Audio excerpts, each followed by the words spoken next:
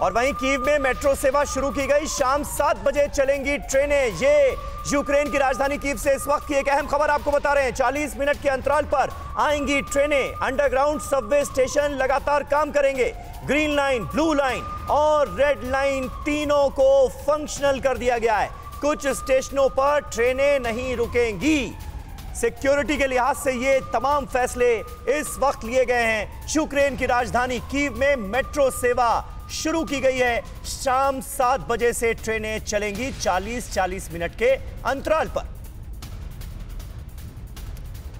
ये तस्वीरें इस वक्त देख रहे हैं और सीधा रुख करेंगे ग्राउंड जीरो से। वॉर जोन से मौजूद है हमारे सहयोगी अभिषेक उपाध्याय।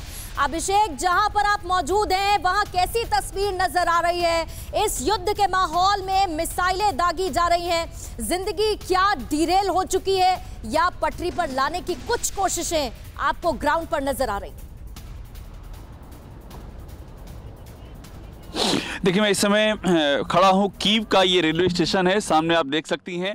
और आज यहाँ पर कुछ चहल पहल इसलिए दिख रही है क्योंकि मेट्रो सेवाएं शुरू कर दी गई, इसलिए आपको चहल पहल दिख रही है, गाड़ियाँ आती जाती दिख रही हैं।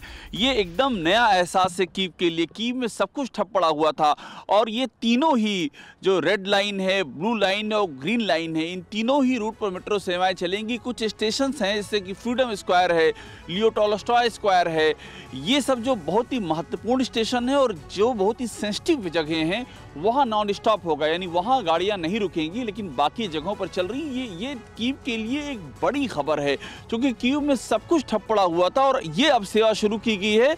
तो इसका मतलब दो है, एक तो ये है कि जिनको अभी एग्जिट करना है वो निकल जाएं, जिनको ज़रूरी सामान खरीदना है वो ज़रूरी सामान खरीद लें। और जो सीज फायर की बात हुई है, अभी सीज फायर का भी आप कह सकते हैं ये उसका भी एक रिएक्शन है, उसका भी एक असर है कि थोड़ा सा चीज़ें पटरी पर आती हुई दिखाई दे रही है। क्या ये कहा जा सकता है कि फिलहाल यूक्रेन की राजधानी कीव में रूसी अटैक्स नहीं हो रहे हैं? और अगर ये इसके पीछे कोई स्ट्रैटेजी है, स्ट्रैटेजिकल ये फैसला लिया गया है, डिसीजन लिया गया है, तो इसकी मियाद क्या है? कुछ जानकारी दे सकते हैं क्या?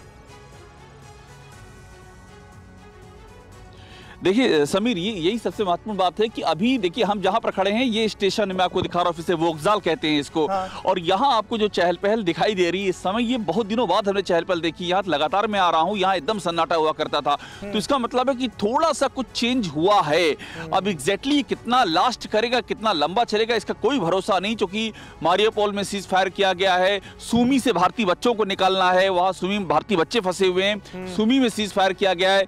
कीव के पास चेरनीहिव पड़ता है, वहां पर सीज फायर की बात है, तो इसका कुछ असर दिखाई पड़ रहा है। लेकिन आप जो पूछ रहे हैं उसका जवाब यही है कि इसकी कोई गारंटी नहीं कि अभी ये सीज फायर का जो पूरा ये चहल पहल दिख रही है किस क्षण कौन सा धमाका हो और फिर से यहाँ पर वीरानी छा जाए। लेकिन अभी ये कुछ पहले से एकदम अलग तस्वीर यहाँ नजर आ रही है।